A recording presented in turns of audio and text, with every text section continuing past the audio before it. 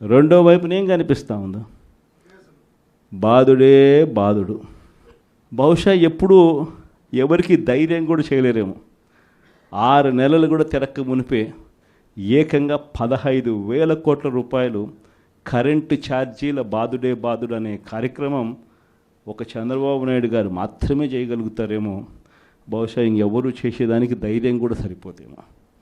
కానీ ఈరోజు చూస్తే కరెంటు బిల్లులు చూస్తే బాధుడే బాధుడు కార్యక్రమం కనిపిస్తూ ఉంది.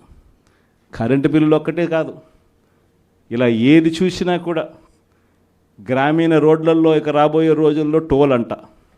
అంటే గ్రామీణ రోడ్లలో వెహికల్స్ ప్రయాణం చేస్తూ ఉంటే నేషనల్ హైవేల మీద టోల్ కట్టే పరిస్థితి చూసినాం. ఇప్పుడు గ్రామీణ రోడ్లలో కూడా టోల్ వసూలు చేసే కార్యక్రమాలకు చంద్రబాబు నాయుడు శ్రీకారం చుడతా ఉన్నాడు. ఇంతటితో అయిపోలే. సబ్ రిజిస్టర్ ఆఫీసుకు పోతే రిజిస్ట్రేషన్ ఫీజులు పెంచే కార్యక్రమంతో మొదలు పెడితే మొట్టమొదటిసారిగా రిజిస్ట్రేషన్ ఫీజులే కాదు, రిజిస్ట్రేషన్ ఫీజులు స్థలాల మీదనే కాదు, రిజిస్ట్రేషన్ ఫీజులు ఆ స్థలాల్లో ఉన్న ఆ ఇళ్ళ మీద కూడా. మామూలుగా ఇంటి విలువ ఒక 20 ఏళ్ళు స్థలంలో ఒక ఇల్లు ఉంటాయి, 20 ఏళ్ళ తర్వాత ఆ ఇంటి విలువ ఎంత అంటే 0. ఎందుకనంటే ఆ ఇంటికి ఏం విలువ ఉంటుంది? 20 ఏళ్ళ ఇల్లు, 15 ఏళ్ళ ఇల్లు అని అంటే. కానీ అట్ట కాదు, ఆ ఇల్లు ఉంటే చాలు, ఆ ఇంటికి కూడా మొట్టమొదటిసారిగా రేట్లు వాటికి కూడా పెంచి సబ్ రిజిస్టర్ ఆఫీస్లో ఇప్పుడు విలువ కట్టే కార్యక్రమాలు చేస్తూ ఉన్నారు. ఇలా ఏది తీసుకున్నా కూడా బాధుడే బాధుడు కనిపిస్తూ ఉంది. మరోవైపున చూస్తే చదువుకుంటా ఉన్న పిల్లలకు ఫీజులు అందడంలా. చదువుకుంటా ఉన్న పిల్లలకు మామూలుగా జనవరి, ఫిబ్రవరి, మార్చికి సంబంధించిన క్వార్టర్కి సంబంధించిన విద్యా దీవెన మామూలుగా మేలో ఇవ్వాలి, ఏప్రిల్లో వెరిఫికేషన్ చేయాలి, మేలో మామూలుగా ఫీజులు వెనక్కి ఇవ్వాలి, ఫీజులు ఇవ్వాలి ఆ పిల్లల తల్లుల ఖాతాల్లోకి. మనం ఉంటే అదే జరిగేది. జనవరి, ఫిబ్రవరి, మార్చికి సంబంధించి ఏప్రిల్లో వెరిఫికేషన్ చేసి మేలో ఇచ్చే పరిస్థితి.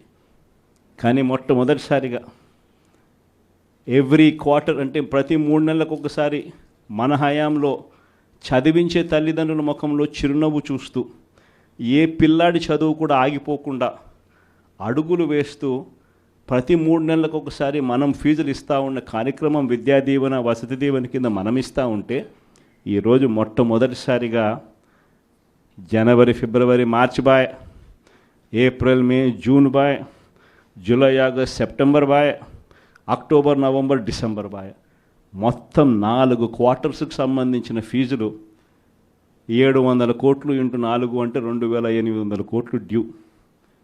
వసతి దీవెన కింద మామూలుగా ప్రతి సంవత్సరం ఏప్రిల్ మాసంలో 1,100 కోట్లు మనం బటన్ నొక్కి నేరుగా పిల్లల చేతుల్లో పెడతా ఉంటే అది పాయ. మొత్తానికి విద్యా దీవెన, వసతి దీవెన కింద 3,900 కోట్ల రూపాయలు చంద్రబాబు నాయుడు గారు ప్రభుత్వం వచ్చిన తర్వాత ఫీజులు అందక మొట్టమొదటిసారిగా పిల్లలు చదువులు మానేస్తూ ఉన్న పరిస్థితి ఈరోజు కనిపిస్తూ ఉంది.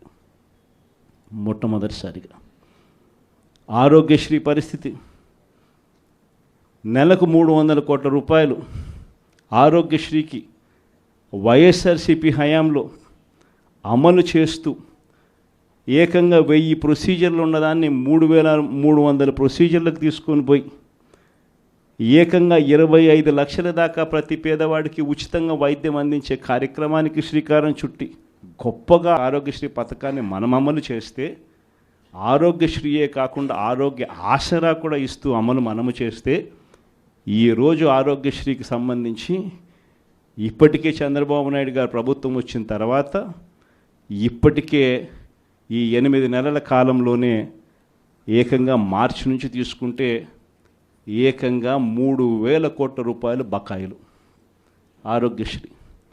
ఏ పేదవాడు హాస్పిటల్కు పోలేని పరిస్థితి, ఏ పేద